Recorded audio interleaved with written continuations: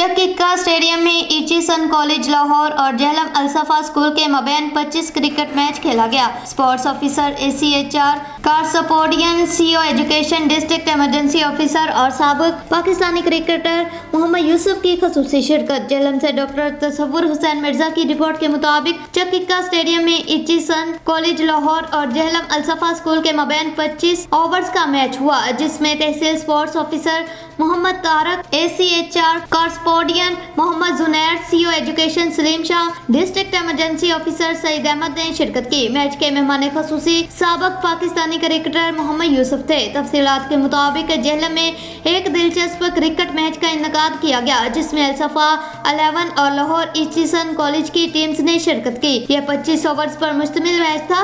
अलसफा 11 ने पहले खेलते हुए 119 रन का हदफ दिया, लेकिन लाहौर ईचीसन कॉलेज की टीम ने सिर्फ 17 ओवर्स में हदफ हासिल कर लिया। मैच के मेहमान खसूसी साबिक पाकिस्तानी क्रिकेटर मोहम्मद यूसुफ थे, जिन्होंने बेहतरीन कारकर्दगी दिखाने वाले खिलाड़ियों में इनामात तकसीम किए। ये इवेंट क्रिकेट के फरोग के लिए एक शानदार कदम था, जिसे शायकीन ने खूब सराहा।